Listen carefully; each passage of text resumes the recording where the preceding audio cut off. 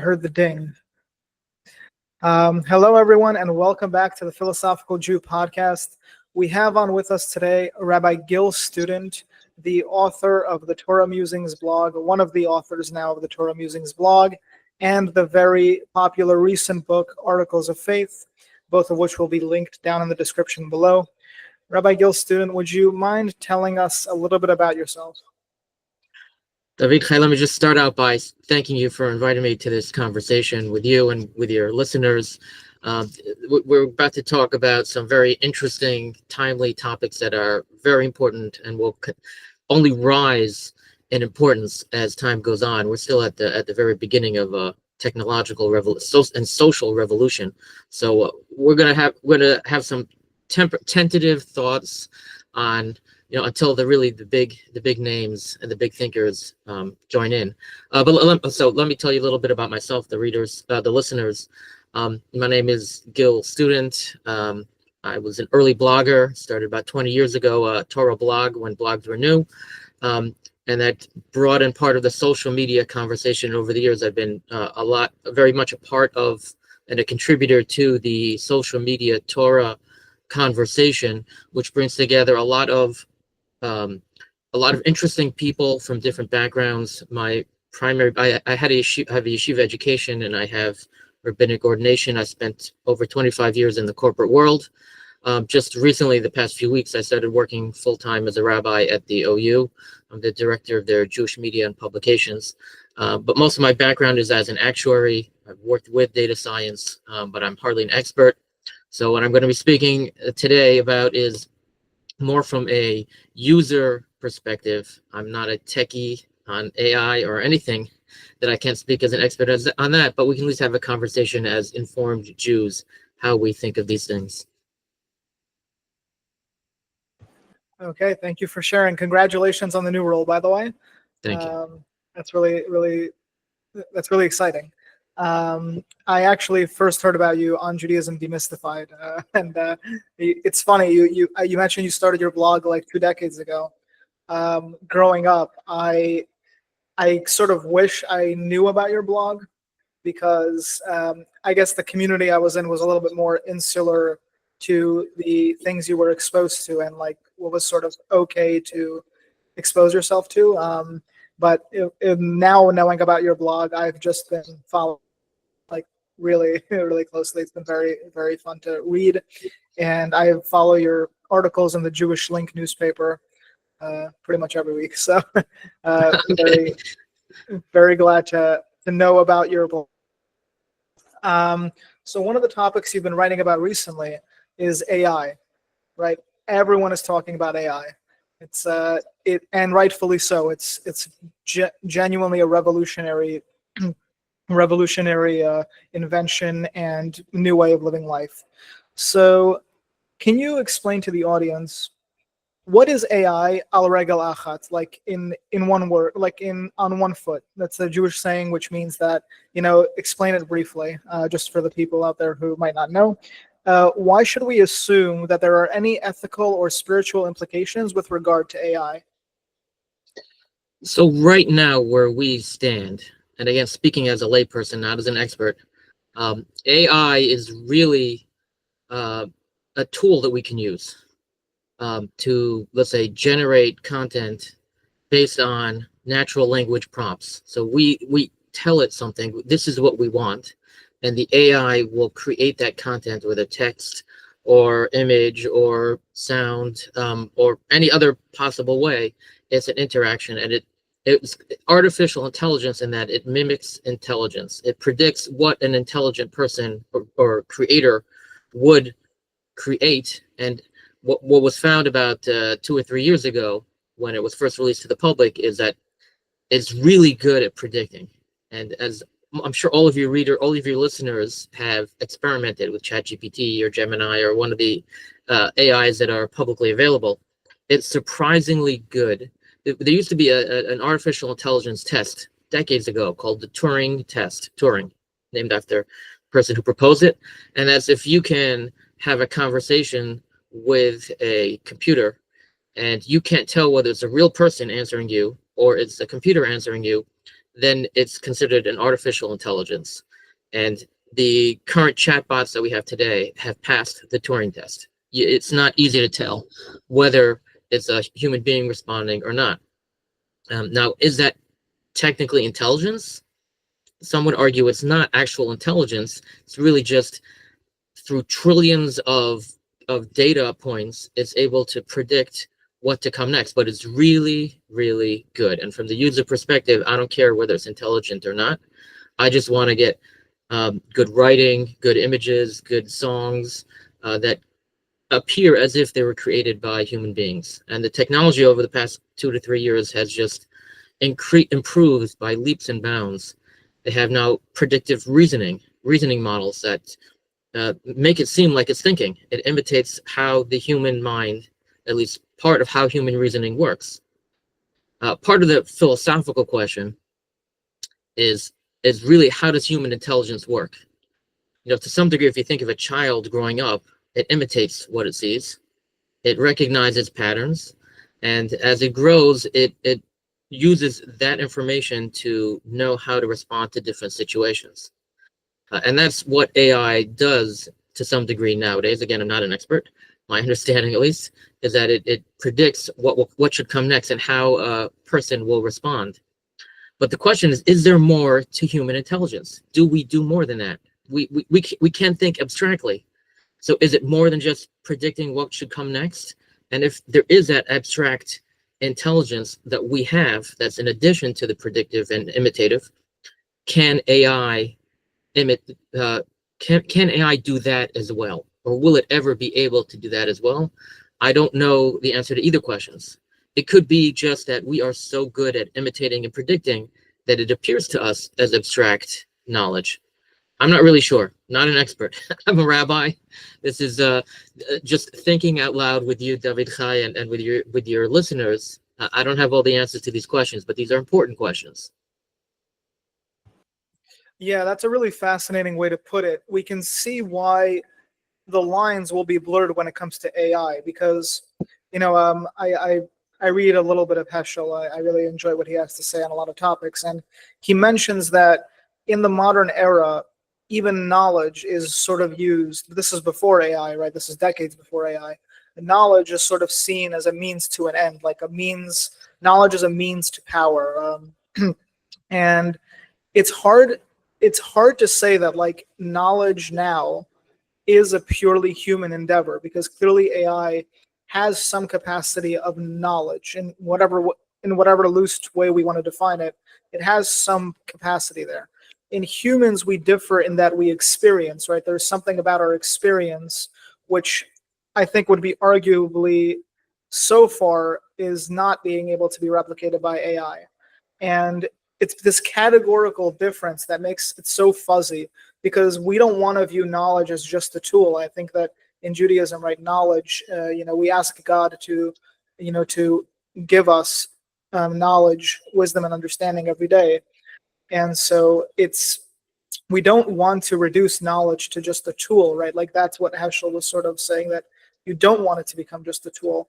But now that AI is out, knowledge can be a tool, like purely in that category of the word. So this moves on to our next question, right? Like traditional Jewish law, it classifies beings and objects into fixed categories.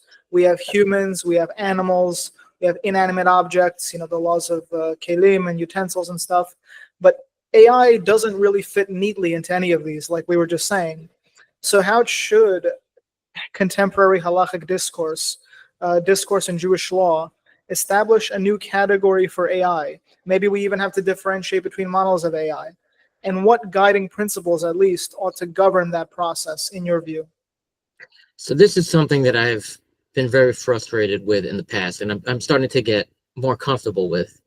And that's every time someone writes an article about AI, they start talking about the Golem.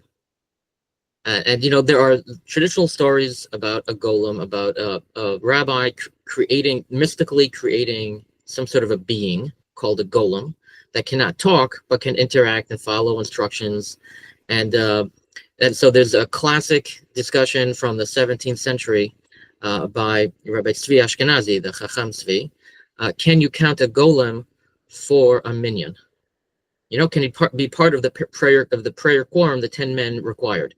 And I always found that frustrating because, first of all, I mean, come on, we don't take that really seriously. It's an intellectual exercise, which is great. We love the Talmud is full of intellectual exercises. We love that. But when we're talking about reality, I mean, come on. And I'm not commenting about whether a golem has been created or not.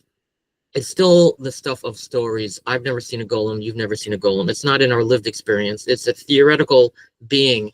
And it doesn't seem to have any relevance whatsoever. I mean, can you include ChatGPT in a minyan? It doesn't make any sense. ChatGPT is a computer program, right? I mean, I'm not talking about where it's housed. Obviously, it's housed in some hardware somewhere, but it's been trained on data, and it's really just software. It's not hardware. So how can you count? Can you count Microsoft Word for a minyan? No. I mean, Excel? No. So why could you count ChatGPT for a minyan? What's even the question? It doesn't make any sense. So I've become more comfortable with the idea. When I started to think about going back to my childhood, I used to read a lot of science fiction when I was a child, particularly Isaac Asimov, and he has a series about robots. He has multiple series about robots. I'm thinking about one in particular. There was a robot detective, and he was a partner with a human detective, and they solved murders or solved crimes. A few books that way. I remember reading them as a kid, taking them to summer camp and reading them. And it made me start thinking, okay, fine. So ChatGPT is software. But what happens, if it happens, we're not quite clear whether it can happen, but if it does happen, there is a artificial general intelligence with an actual humanoid robot who walks around with me as part of our community. In Japan, they're already starting to create robots that look human-like. They don't really act. They're not so great at acting human-like, but for companionship. And I don't mean anything sexual. I mean for an old people to have someone to stay with them in their house and help them out. They want a robot that seems human. So let's say there is a really good humanoid robot in 20, 50 years. 25% of the population could be these robots who go do menial work. They're the dishwashers, they're the schleppers, and they're residing in our community. You know, then we have to start thinking about how do we interact with these beings that are intelligent, that are real and physical. Can we count such a robot for a minyan? I would still say, come on, of course not. But it's a question. How do you deal with these beings that are with you that are neither people nor animals, nor what are they? So to your question, you know, traditionally we think of there's an inanimate object, there's an animate object, say plant life, there are animals, there are humans, and there are Jews, part of the Jewish community. So what is this robot? This intelligent robot who's maybe more intelligent than we are. What is he? Is he a stick and stone? I mean, it seems not. It seems he's more than that. Is he an animal? Where he is moving, but he doesn't have a life force. He has a battery, or maybe that is the life force. Maybe he is an animal. Is he a person? Well, he can talk. He can reason. He can sit in the Beit Midrash with you and learn with you b'chavruta. So, is he a person? Maybe he's a Jew. So, how do we think about these beings? We can't have beings like 25% of our society. I'm making up that number, 25%. But we can't have beings in our community who have no halachic status whatsoever. So, what resources do we use, David Chai? Where do we go? If it's not in a Mishnah, so we have to use our philosophical, our Agadah, our Midrash, all the resources that we have to bring to bear. And Golem is part of those resources.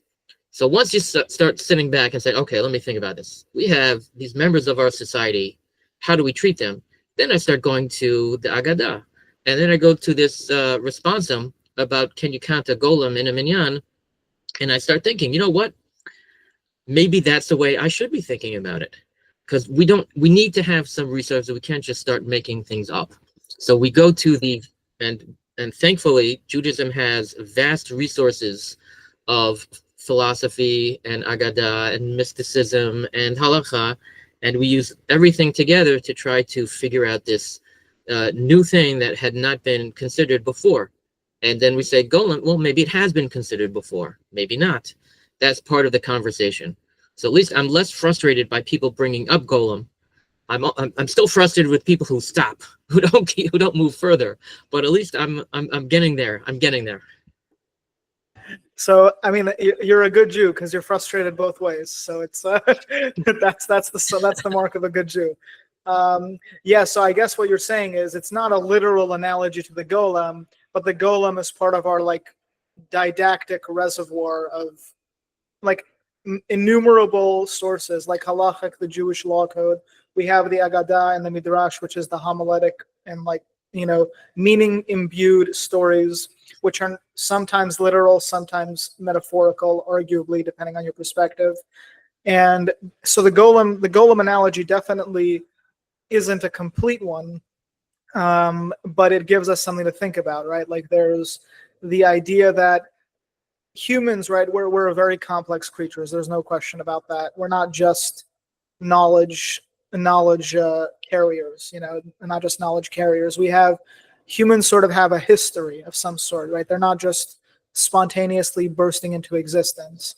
AI is different. That's I guess what makes it so complicated, and that we wouldn't like dare say that we're creating something with a soul, at least with the intent of creating something with a soul. It might, I mean, philosophy of consciousness is complicated, and it might, people might argue that it would incorporate one in the future, but to say that we created it would be something else. So we need to figure out, what we're speaking about now is we need to figure out how to harmonize our centuries, millennia of Jewish thought into the problem of the AI. And I really like that. So the next question you've actually already touched on, but I think we're just going to dig down a little bit deeper into it.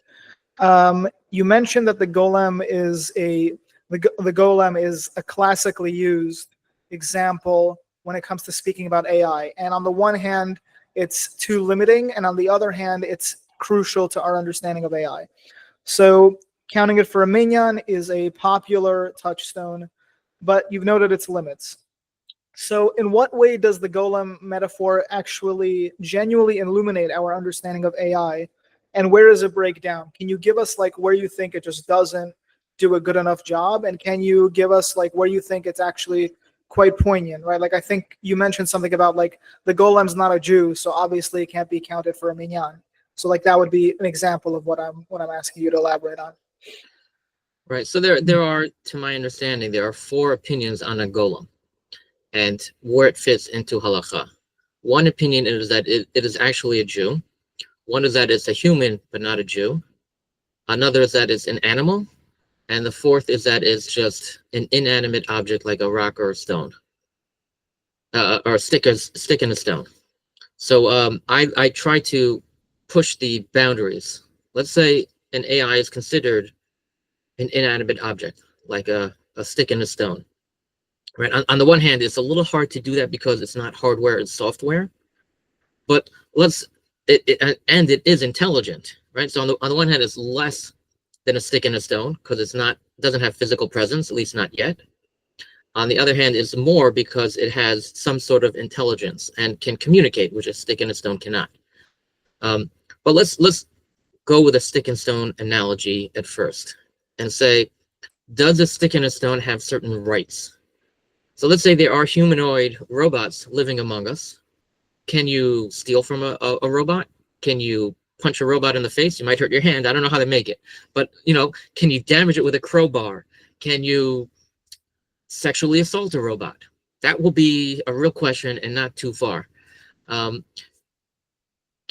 a woman has an affair with a male robot, does she fall under the category of adultery and achat ish and all the consequences thereof? These are questions. So if it's a stick in a stone, even a stick and a stone have certain rights. You can't just damage or break a stick and a stone for no reason. That falls under Bal Tashchit, anything in the world you can't just destroy. It has a purpose. Anything with a purpose you can't just destroy. So you would not be able to, you're not be allowed to just destroy a robot. You're breaking something that's useful. If something has a use, you're not allowed to detract from that use. Let people use it. Hashem created it, or Hashem created the people or the things that created it. It serves a purpose in the world. You cannot detract from that purpose without good cause. A robot probably has an owner, so you can't just come and break my porch, break the stairs in front of my house, because that's my property. So maybe a robot is a property of the owner, and therefore you can't damage the owner's property. So there are certain rights there. On the other hand, what if a robot causes damage? So normally when we think in terms of damage, so we blame the owner. The owner has an ox, right? People who learn Bava Kama will understand these terms. If a person has a dog or an ox and they cause damage, so then the owner is liable under various circumstances.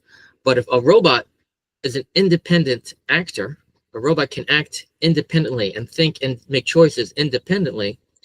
So any damage he causes would be grama, would be indirect. The owner would not be liable.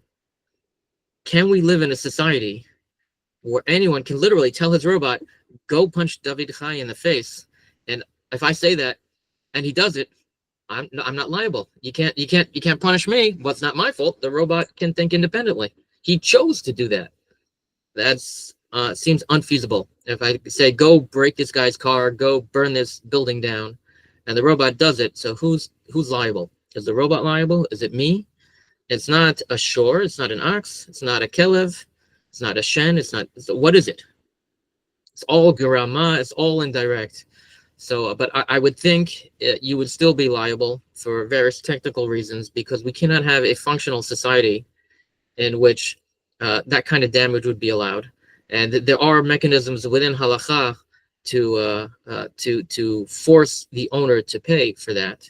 But what I'm really getting at, without going, I'm sorry, I went on too much of a tangent, but what I'm really getting at is that a robot, just like a stick and stone, has certain rights and has certain obligations or liabilities for what it causes. And that affects the owner and affects the rest of society if it's a stick and stone.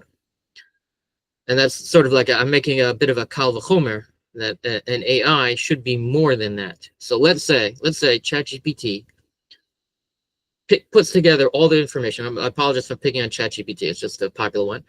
Any AI puts together all the information. It has information about the deliveries made to the Coca-Cola factory in Atlanta. And it has information about which possible ingredients can be used and might not be used. It has information about the different scientists who work there. And it puts all that information and figures out the secret recipe to Coca-Cola. And then makes it public. They could cause billions of dollars of damage to this AI. Do they have who's liable? Who's liable? Is ChatGPT liable? Is its owner liable?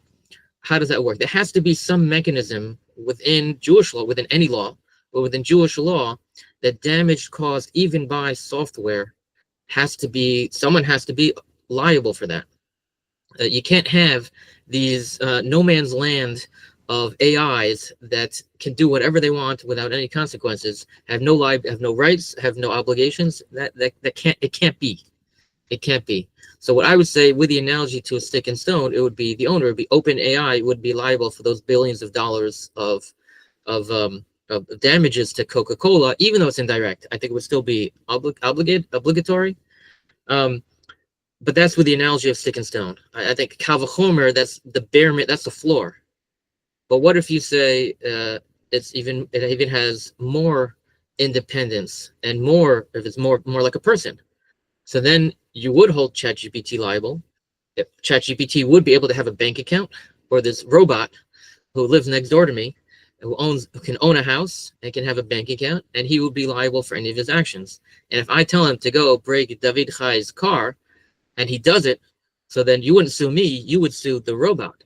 And he would hopefully have insurance. I guess he would also have insurance for they'd be an actual part of society with all the obligations and rights within society. And to some degree, this is the science fiction vision, at least of Isaac Asimov, that these robots are part of society and they have rights and they have obligations and they have to get insurance. Fine, they don't eat, but they have to plug in somewhere or get some nuclear power, some battery somehow. They have their own form of eating. They don't have children. Look, you know what? Some people can't have children also. That's fine. So there is a possibility in which we analogize that type of AI to human beings, at least for legal aspects. And there are mechanisms within Jewish law and Jewish thought to make that analogy and to obligate them and also give them rights. And you cannot assault a robot if it's a stick and stone because of Bal Tashchit. If it has more rights, then it might actually be considered nezek. You might be damaging them, just like you could, if chas v'shalom, someone damages me or anyone else, there's liabilities. They might also be those equivalent liabilities to someone who damages an AI robot or an AI, even an interface like ChatGPT. These are all possible analogies. We don't have a clear path forward, but we have at least the tools to start talking about it. And if you would ask me, I'm not the last word on the subject. Maybe I'm the first word on the subject. So you're getting a, breaking news here. If you ask me, I would use the analogy to a stick and stone and say even a robot, anything he does, the liability goes to his owner, and he can't own insurance. The owner has to have robot insurance, which would be a great product for AIG or some property casualty company. But I would analogize it to a stick and stone, but I'm not the last word. We have to wait for the Gedolim, and generally speaking, Gedolim do not answer questions that are not real. On occasion, you'll have them do that, but generally they wait for the actual question to come before them, and then they will offer answers. Until then, we could just build some frameworks and create some building blocks that they can either destroy or build on based on their greater knowledge. I mean, that was so illuminating. There's so many things at play, right? Like, who is the owner? Is it whoever created AI, whoever created ChatGPT? Like, it's like the creator these days doesn't necessarily translate to owner, right? Like Sam Altman, I think, left the project completely. So like, in law, who's the onus on? Like in Jewish law and regular law, then like there are people who can create their own perhaps AI. I know there's like a movement going to like give everyone education so that they can create their own open source AI, and like but then there's like people who use ChatGPT. Are they the ones who are actually owning it, or are they paying for a subscription and they're not actually owning the source code? It's a really fascinating perspective. I like the breaking news that we have, that you're of the position that it should be treated more as stick and stone for the halachic implications. I think that's interesting. I gather from your response that there's no way AI should be considered as a Jew for any halachic discourse, right? I'm just assuming that based on your response. So here's the question. And by the way, before we even get to that, what happens when an AI creates another AI? It can't be now, but in the future. Right. So who owns it? Not all of this is murky, and there are ethicists the Vatican has created a document which they call the Rome Call for AI Ethics, in which one of the things they require, one is transparency, another is that there should be a clear owner of any AI. Wow. That's not required right now. I think Google and Microsoft have signed on to that. The chief rabbinate of Israel has signed off. Yeshiva University signed off. I facilitated the Rabbinical Alliance of America, Igud HaRabbanim, to sign on that as well. But that's not the case. So, but there are a lot of future possibilities that are unclear. But I'm not sure that the lack of clarity means that the model is incorrect.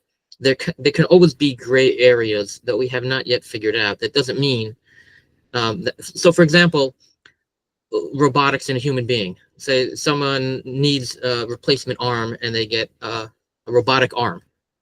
They have an artificial heart, artificial knees, artificial hips. At some point there could be more metal in them or more wires in them than there are bones and veins. At what point do they stop being human and do they start being robotic? I can make an argument. It might not be an intelligent argument that is based on the brain. Other people would argue differently. It's not clear, but the fact that we can't define that gray area in between human and robot doesn't mean that, generally speaking, there are clear differences. I'm a human being. I have very little. I think even my teeth fillings are not metal. I don't think I have any metal in me at all. So, there are clear definitions, even if they get murky in the gray area. So when it comes to AI, I would argue, at least for now, we should try to keep clear, distinctions, and try to figure out the gray areas when they come up, and that will be quite a job at the time.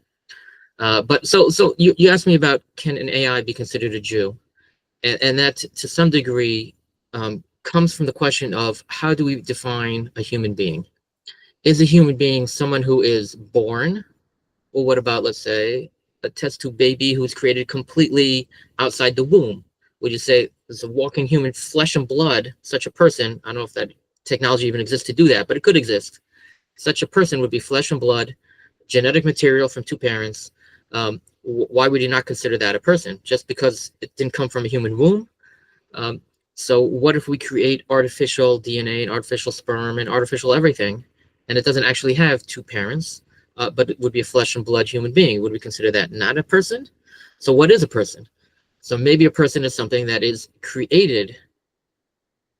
So if something is created by a person or by God, but let's take God out of the equation for a moment. Just chas v'shalom, but a person is someone created by a person. A horse is someone created by a horse. A sheep is someone created by a sheep, and a person is someone created by a person or by two people. So if that's the case, if that is our definition of a person is someone created by a person, well then what if you create a person using the Kabbalah? If you use Sefer Yetzirah, and through Kabbalistic terminology and methods, whatever it may be, you create another person, so then that's a person created by a person. A golem is a person created by a person. A Jew is a person created by a Jew. So if a golem is created by a Jew, maybe it's also a Jew. That's the theory thinking behind it. I think it's ridiculous, but it's not crazy. It's ridiculous, but not crazy. It's ridiculous because it's not flesh and blood. The way the golem is basically a bunch of clay with some sort of life force breathed into it, but it's clay. So David Chai, you might respond to me, well, that's what Adam was. The first human being, Adam, was created from the dirt, from dirt. Yeah, but we're not dealing with a first. We're dealing with a person created by a person, and I don't think a golem is a person, even if it was created by a person. So I don't really like this whole Jew equation or even person equation, but it's not crazy. Not crazy. I think Sadok HaKohen of Lublin, so he believes that a golem is Jewish and should be able to count for a minyan. That's interesting. I guess until you gave me that background thinking process about what makes a person and what makes a Jew, I can see a sort of, in my opinion, first glance, far-fetched way to make the case that something created by a Jew would be a Jew. I just, wouldn't it have to be of a Jewish mother? Like, that's a question that comes to mind, and like all this stuff. But fine, that's interesting. So I think this is an interesting segue into our next question. So you mentioned that as of now, there should, in your view, be some sort of clear marker between AI and humans. Should be closer to sticks and stones. So fine, but you also mentioned that in Japan there are humanoid robots, which I did not know. That's crazy. That can help out the elderly, which is unbelievable. And they're starting to appear less and less like sticks and stones, basically. So AI companions, they can mimic trust and reciprocity, but they lack true mutuality. So what boundaries or guidelines should we set to safeguard real human relationships from being undermined by artificial emotional substitutes? Okay, so here I have to take a step back and warn people. I'm what's called a Litvak, and I have been accused of being a robot. I'm not the emotional type. And I'm certainly not qualified to give any marital or relationship advice. You need to take that from someone who's qualified. I'm not. Um, but what I would suggest, so I think what you're describing is an important function that AI can serve is there are some people who are very lonely for various reasons, and totally beyond their control. And AI can serve to some degree, even just ChatGPT. You could have a conversation, you could bare your soul, your secrets. Everybody needs someone to talk to. Why can't AI be that person, that thing you talk to, and it responds back compassionately? It's fake compassion, but who cares? If it looks real to me, that's real. And it could really solve a lot of human problems. And that's a good thing in the right time and place for the right person. Like we were talking about the elderly who, let's say, might be, homebound, and maybe they don't have someone to talk to. Maybe their grandchildren aren't calling them. Maybe they don't have grandchildren. So AI can serve that purpose, but there are risks involved for the wrong person in the wrong time and place. Let's say you're married, you're going through some ups and downs, some bumps in the marriage, and you open up to the AI, and the AI is very compassionate and understanding, and you end up developing a connection to that artificial intelligence, and that might prevent you from solving the problems in your marriage. That might create some sort of intimacy with this AI, which would be damaging, and that's not something that is healthy. It's very unhealthy. So exactly, or let's say you're single, you're an older single, you're not so good in situations with other people, interactions, you're a bit awkward. I'm a bit awkward. There are plenty of people awkward. There's nothing wrong with that. But sometimes that might make it harder to find a spouse. And you find it easier to solve your loneliness problems with this AI than with going out and meeting someone of the opposite sex, and which is tough, which is very, very hard, very hard. Kasher kekriyat yam suf, it's very hard to find a spouse. So the AI and the satisfaction that you get from the AI might prevent you from moving on to a different stage in your life and actually forcing yourself to go out and meet someone and starting a family. And chas v'shalom, the AI might actually prevent people from starting a family. Now, people are going to say, well, that's crazy. People have so many, of course, people want intimate interactions with someone of the opposite sex. Yeah, but it's hard, and people are complicated beings, and I totally foresee this as being a real potential problem.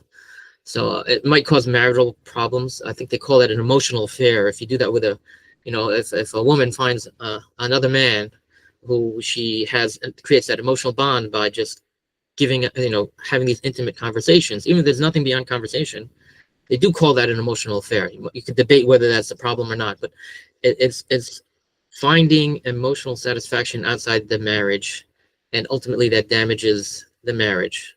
That should be fixed, needs to be fixed. You're not attending to that. So how do you prevent that? That's your question to me, is how do you prevent that? So all I can say is that certainly in a marriage, you should not be hiding something like that.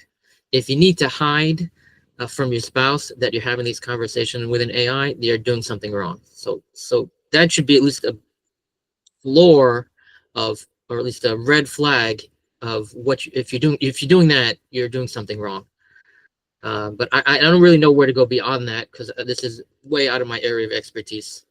Human interaction is not my area of expertise. That's why I'm a blogger. But people, I think awareness is also, just be careful. Be careful out there. Personally, I use AI for knowledge and information only, not for interaction. I'm a middle-aged man in the Western world in America, which means I have very few friends, and that's not healthy. You should try to, every opportunity that you have to spend time with another human being, with a friend, take that opportunity. Don't, for example, don't go to the Beit Midrash, just sit down, open up a Gemara, and learn.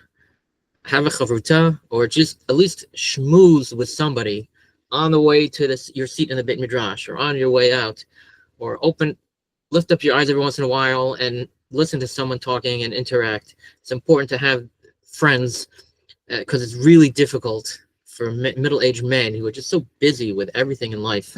Somehow middle-aged women are even busier, yet also find the time to talk to have friends. There's studies done. Men are lonely. So you need to not compound that by going to AI. You need to solve that by going somewhere, to a shiur, to a beit midrash, to beit knesset, go to minyan. Minyan is so important, not just because of the prayer aspect or the religious aspect, because it gets you interacting with other people. So find other ways to solve loneliness than AI, and use AI for intellectual endeavors. That's my recommendation. Not an expert. Talk to people who know more about relationships. Yeah, I mean, that is a very real concern, and I appreciate your pointing that out. Especially, I know it's Men's Mental Health Awareness was recently passed, and I think that that's important to keep in mind. And coming, just to be honest, coming from a place where, ask me a decade ago if AI was available to me, like I'm not sure that I would have been more outgoing. I would have been very comfortable to look to AI for emotional satisfaction of some sort, and would have definitely been harder to convince me to get out of the apartment to to do that. So yeah, I think that that's a very important piece of awareness to keep in mind. Thank you for that. Davichai, So can I I just guess, stop you for a moment? Just because of course, you just made me aware of something that's worth saying. We live sure. in the best possible time, because maybe not you, but I remember life before the internet, and we both remember life before AI, and now we're witnessing AI coming, which is huge. This is something every 500 years. AI is like massive technological leap forward. We're old enough to remember what it was like before, and we're witnessing how it affects life. We're able to appreciate the transformative nature of AI. Not all the listeners might be seeing it yet, but trust me, you will be seeing it very, very quickly. It's going to seep into every part of our lives, and we're thankfully able to appreciate it. It's not just what humanity has created; it's what Hashem has given us the ability to create this transformative technology, and we're able to appreciate it. We're not going to take it for granted. It's an incredible time to be alive. Yes, I agree. Let's not, like, there's usually like a response to these technological advancements is usually either full embracement or full avoidance. And there's a middle path, which I think Judaism does a good job of reminding us of, which is not taking things which we have developed for granted. And like, yes, it's a fine line. There's things to be cautious about, but it's also an unbelievable leap forward. Like, we're already talking about cures for diseases we could have never imagined that would take us this quickly. Like, AI will definitely be instrumental in that.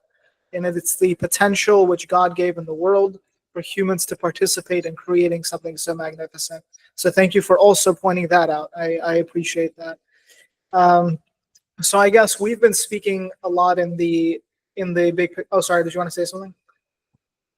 No, good. Sorry, I was just taking a drink of water. That's Oh, no worries. Yeah, so we spoke a lot about big picture topics. Who's the owner of AI? Is AI sticks and stones? Is it human and animal? These are things which are good to think about intellectually. But I suppose the way that most of us interact with AI is more just logging onto ChatGPT, asking it questions, asking it to create something, right? So I want to shift from our philosophical discussion to these pragmatic things. We as Jewish people have always attempted to find an ethical approach to the moral conundrums of the age. With that in mind, how should we approach treating AI such as ChatGPT if we are using them? Should we be polite and treat them with respect, or simply as a tool and no thanks or please necessary? Even if halachically we treat it as a stick and stone, you mentioned we shouldn't have bal tashchit. We shouldn't necessarily destroy God's creations. So I'm assuming we shouldn't lie or belittle AI. What degree of respect do we need to have for AI, the way most people will use it nowadays? so I would recommend a middle path. So, my colleagues in the corporate world from a few months ago, would always joke that we have to be polite to our future AI overlords, because like a Planet of the Apes scenario where eventually they're going to take over, and so we have to get in their good graces now. I mean, it's joking, but so if we think of it as a stick and stone, so I believe this comes down to a machloket between the Rambam and the Ramban. There's a question of why we send away the mother bird before taking the chicks. Shaleach teshalach ta'em. That's a mitzvah to send away the mother bird.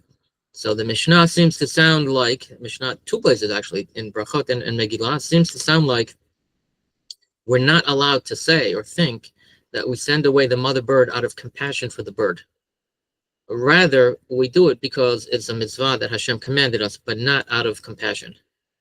So there's a machloket how to understand that. The Rambam says, no, the mitzvah is because of compassion. That's an opinion in the Mishnah that we reject. There's another opinion. We don't follow that opinion.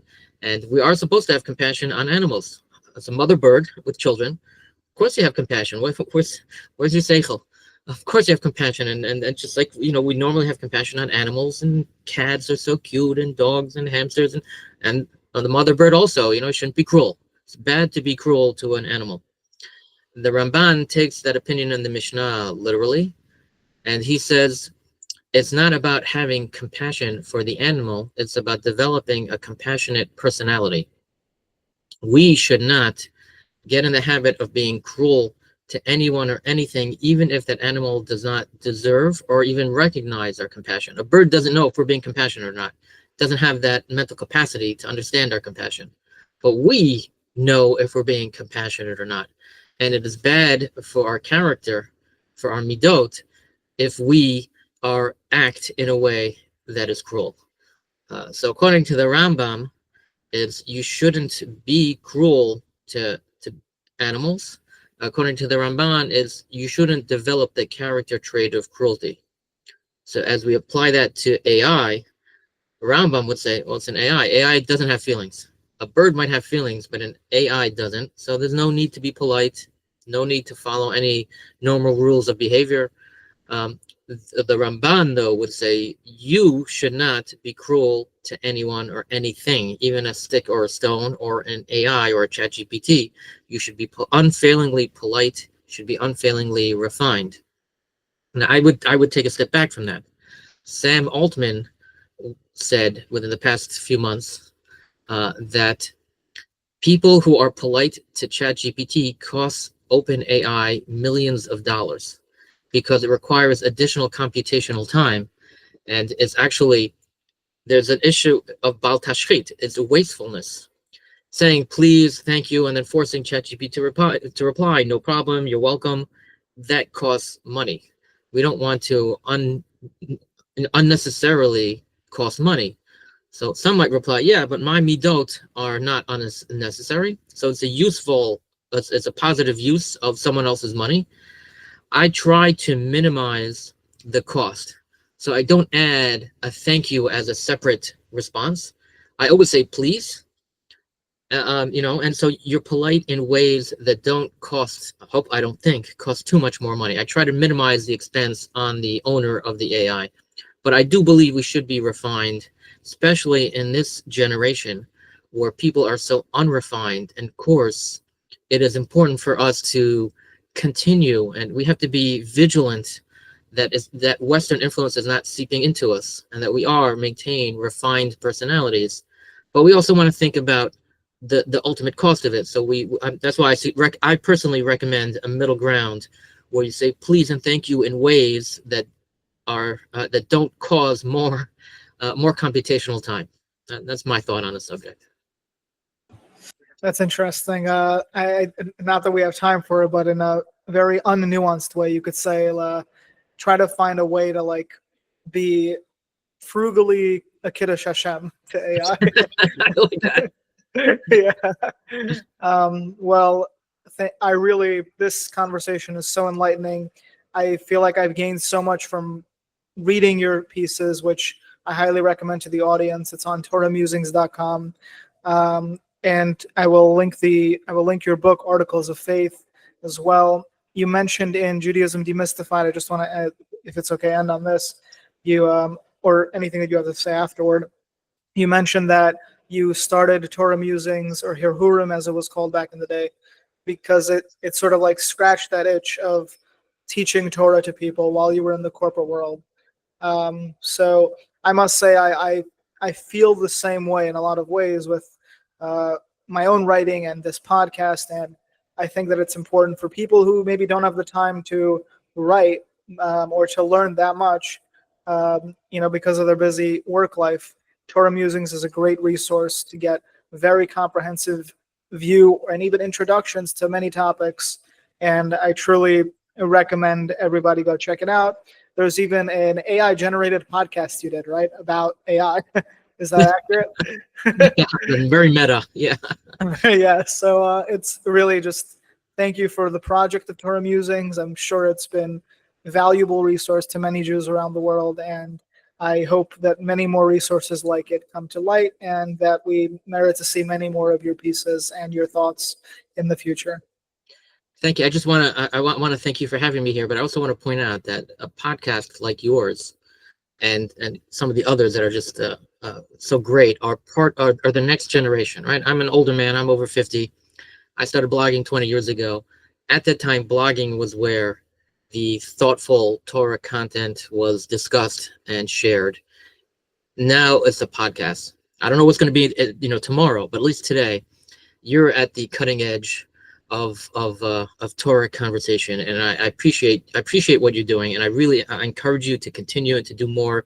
It's helpful not only to others, but also to yourself in developing those skills so that you can become grow in your own learning and also your own teaching, and you'll find hopefully, like I found, it's transformational to my life that sharing Torah, both learning and sharing Torah, have changed my life. And I encourage everyone who's listening to also find ways to share, whether it's with their family or their friends or their community. It's not only lilmod, it's also lilamed. And when you not only learn Torah, you teach Torah. It's transformative to your interactions with other people and your interactions with Torah and with Hashem. It helps you to, in a sense, create as well. So we were talking about how people can create something else. You, David Chai, are creating Torah and community, and it's a beautiful thing. So thank you for allowing me to be part of it. I do want to just plug my book one more time, Articles of Faith. I have a chapter in there on whether AI can serve as a posek, right? Because the book was really written before some of the big AI breakthroughs, but at least I got one chapter in about AI, and so I hope that people will find that valuable as well. Certainly. Thank you very much for those kind words. I may have delusions of grandeur sometimes, but I also have genuine humble hope that I can be a part of the mission of Torah Musings and the mission of many other Jewish thought platforms out there. And I thank you very much for coming on, for giving your time. An invaluable resource to all of the listeners, and I'm so glad we could converse about this. Thank you, Rabbi Student. Thank you. Have a great day. Hello, and thank you so much for tuning in to the Philosophical Jew podcast. If you enjoyed this episode, please like, share, and subscribe. I have spent many months creating Philosophical Jew, but nearly a decade preparing for it. In addition to the Philosophical Jew podcast, there is also a Substack. The Substack is a platform I use to write on various topics in Jewish and regular thought in the world. Topics such as philosophy and theology primarily. If this interests you, check it out at philosophicaljew.substack.com. Additionally, you can find me on Instagram at @aphilosophical_Jew, and on X as @aphilosophical_Jew, and on Spotify for the audio versions, and on YouTube for the video versions of the podcasts. Occasionally, I do reaction videos, and have a few more coming up. If you enjoyed this content, please consider supporting me on Patreon. The link will be in the description. Have an amazing day.